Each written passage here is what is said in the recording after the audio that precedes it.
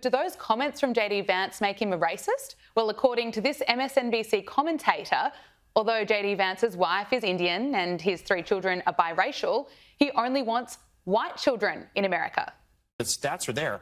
More and more Americans choosing not to have kids, which again emphasizes why JD Vance's comments about childless Americans, childless cat ladies, could be so politically damaging. Well, so what's interesting is this natalism that comes from an authoritarian playbook, right? That there need to be more white children, right? That's the idea that there's, this is about great replacement theory racism, right? This is what this is. So don't misunderstand it for him wanting more children. He wants a certain kind of, racist thing. Let's bring in journalist Brad Polumbo. Brad, great to be with you. It just scares me how many people are listening to this kind of commentary and believing it. All of a sudden, JD Vance is a racist. No, that's one of the most deranged and unhinged commentaries that I've heard on MSNBC in a while. And to be honest with you, that's saying something. I mean, to say that he only wants white kids when he has natalism policies where he wants to promote child rearing and increase the birth rate is absurd. He's never had anything about those policies that's limited to white children, and he literally has biracial children. As you mentioned, his wife is Indian, his kids are of mixed race. He is a family man, and he's never given any indication that he only cares about increasing the birth rate of white families or anything like that. So that's a pretty vicious smear to throw around at somebody. And it's a really unfortunate one because I agree with you that there actually is some substantive pushback for some of what JD Vance has said, but they seem determined to misconstrue his remarks in the most disingenuous way possible. Absolutely. I actually do disagree with a part of his argument where he essentially argues that people who have children are better suited to wield political power because they're more likely to consider the long-term interests of the country because he says they have skin in the game. I'm not sure I buy that, to be honest with you, because some of the greatest leaders in American history, like George Washington, had no kids. And frankly, we've been governed for decades now by people in their 80s with kids and grandkids who don't really seem to give a darn about the nation's future.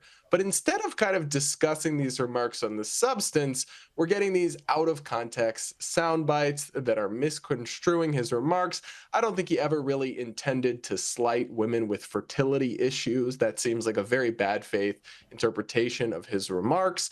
And then just the unhinged commentary on MSNBC. They're just determined to take anything a Republican politician says and twist it to a totally absurd extreme. And as you say, instead of making a conversation about the substance, we have this reaction from people out in the streets. I'm a childless cat woman, but I'm happy. I'm happy. Bring laughter on, you know? Say to Vance. Yeah, what is your message to Vance? You don't mess with childless cat ladies. I don't even know what to make of that. What do you think, Brad? Did she just hiss at us? Yes, she did. I don't like this. This makes me feel concerned and slightly unsafe. I mean, look, I think the childless cat ladies remark from JD Vance was an unforced error. He shouldn't have said it, but it was years ago.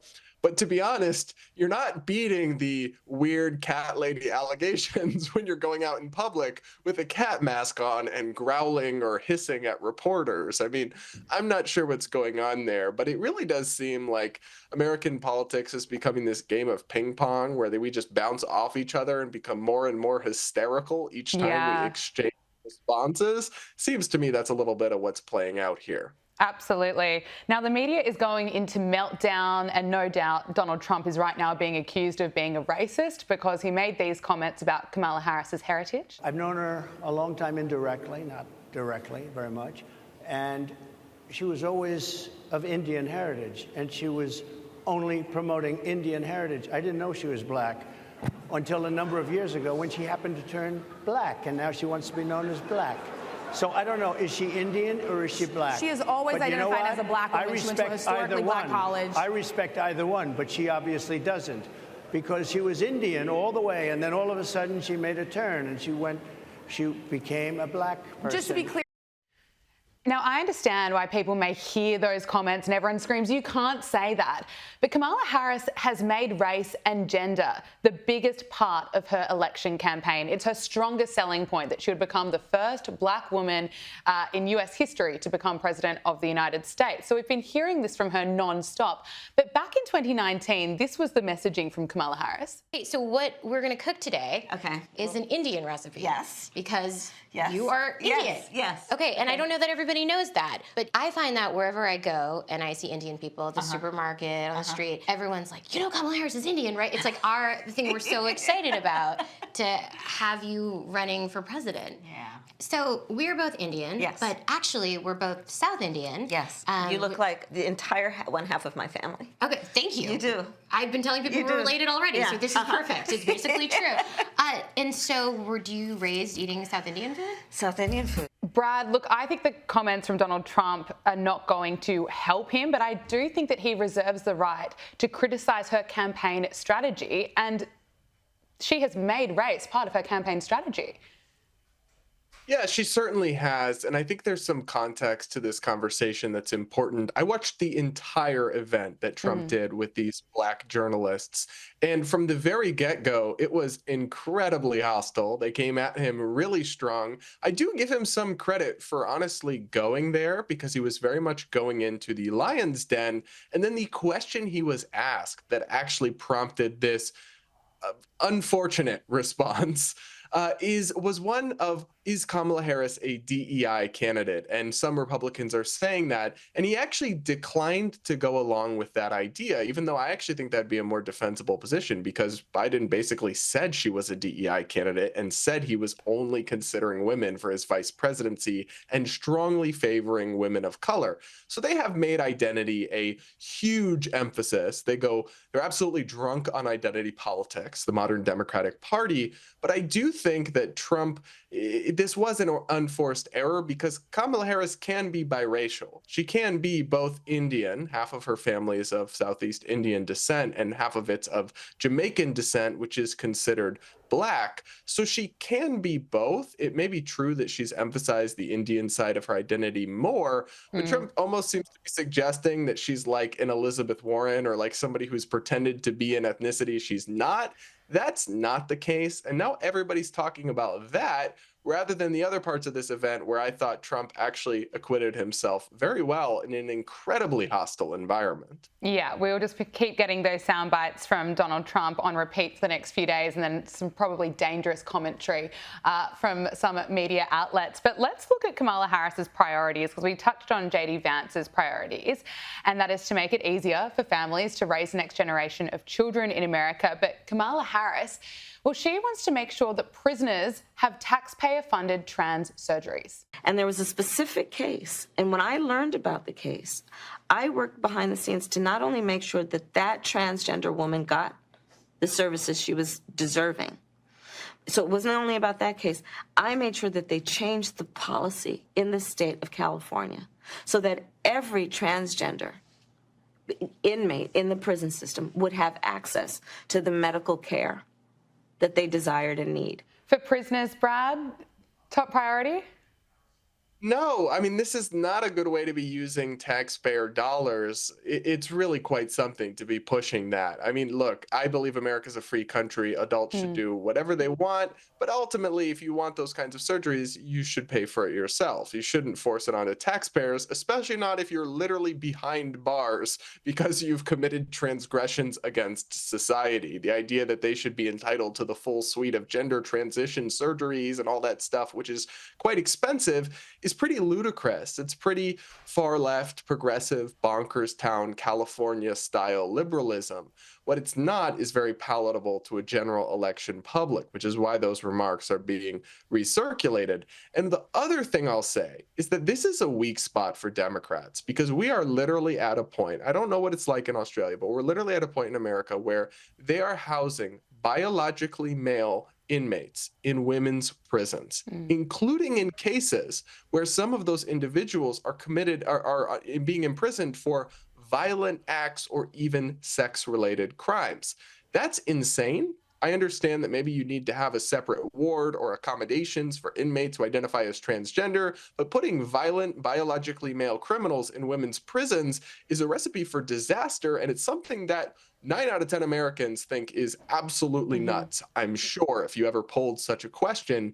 Yet that's the record that places like California and the policies embraced by the progressive flank of the Democratic Party have to run on these issues. So I think that's an enormous liability for them, because it just strikes anybody with a bit of common sense as absolute madness. Absolutely, and it's not pro-women. Look, I want to talk to you about another fear tactic that's being used by the left-wing media, and that is to connect Donald Trump with Project 2025, something that Donald Trump has repeatedly distanced himself from, and he's described it as extreme. I don't know what the hell it is. It's Project 25. He's involved in Project, and then they read some of the things, and they are extreme. I mean, they're seriously extreme.